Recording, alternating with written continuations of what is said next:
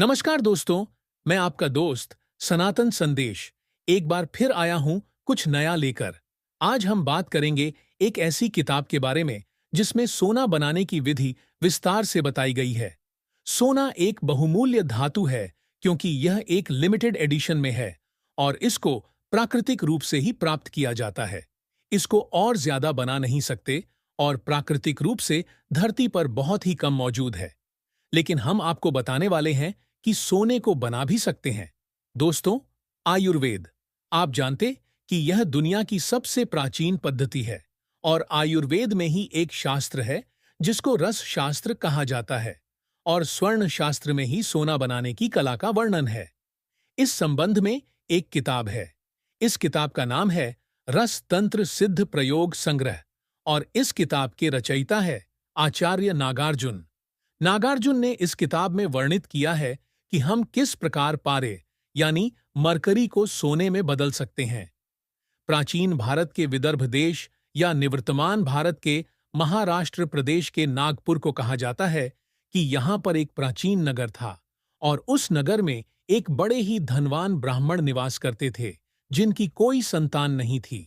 एक बार उन्होंने एक भूखे ब्राह्मण को भोजन करवाया और दान दिया तो उस ब्राह्मण ने आशीर्वाद दिया और कहा कि तेरे को पुत्र रत्न की प्राप्ति होगी और उसके ठीक 10 महीने के बाद ही उस धनी ब्राह्मण को पुत्र रत्न की प्राप्ति हुई। उन्होंने एक नामी ज्योतिष को बुलवाया और कहा कि मेरे पुत्र का भविष्य देखो। ज्योतिष ने बताया कि यह बालक 7 दिन से ज्यादा का मेहमान नहीं है। जब उस ब्राह्मण ने ज्योतिष से इसका निवारण उपाय पूछा, तब ज्योतिष ने बताया कि यदि आप सिद्ध पुरुषों, ब्राह्मणों और जरूरतमंदों को बुलाकर उनको दान दक्षिणा करें, उनका आदर सत्कार करें, तो इस बालक की आयु बढ़ सकती है। ज्योतिष के अनुसार उस ब्राह्मण ने वैसा ही किया और उस बालक का जीवन 7 वर्ष तक बढ़ गया।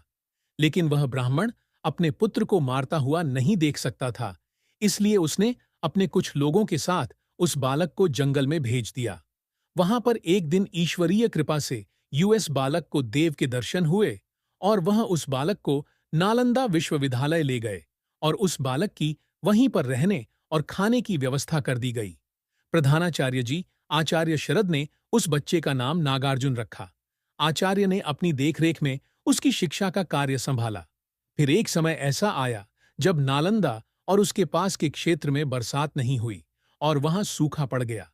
इसके कारण लोगों को फसल नहीं मिली। लोगों को कठिनाइयों का सामना करना पड़ रहा था। आचार्य शरद के सामने बहुत ही गंभीर समस्या आ गई थी। गरीब लोगों के पास अनाज नहीं था, उनका धन भी खत्म हो रहा था। अपने शिष्यों का पालन पोषण कैसे करेंगे? आचार्य जी को कहीं से पता चल कि दूर देश एक द्वीप है जहां समंदर पार करके ही जाया जा सकता है। वहां एक महर्षि मिलेंगे जिनको सोना बनाने की कला का ज्ञान है। उन्होंने सोना बनाने की कला को सिद्ध कर रखा है। अगर कोई योग्य वहां पहुंचता है तो उसे स्वर्ण बनाने की कला सीखने का अवसर प्राप्त हो सकता है।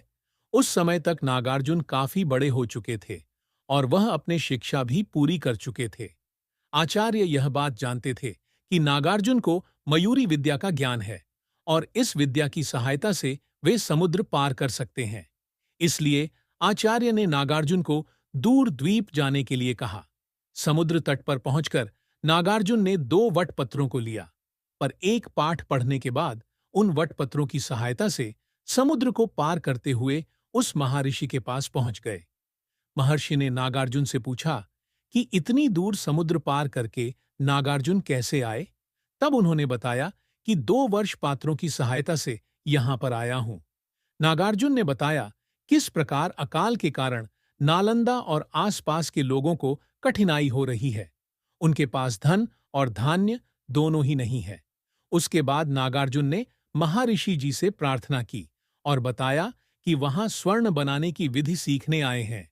कृपा करके मुझे भाई विधि सिखाइए। महर्षि ने नागार्जुन से कहा कि आप मुझे मयूरी विद्या सिखा दें और वह वटपत्र दे दें तो मैं आपको अवश्य ही स्वर्ण बनाने की कला सिखाऊंगा।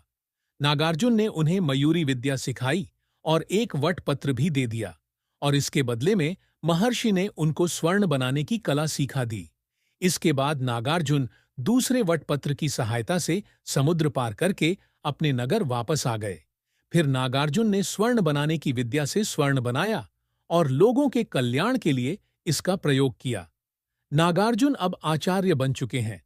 आचार्य नागार्जुन आयुर्वेद शास्त्र के बहुत बड़े जानकार माने जाते हैं। उन्होंने ही रस शास्त्र लिखा है।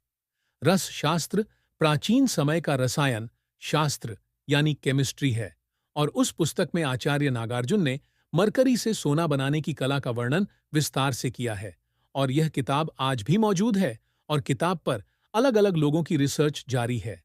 हम आपको यह भी बता दें कि मरकरी का केमिकल नंबर 80 है और स्वर्ण का केमिकल नंबर 79 है।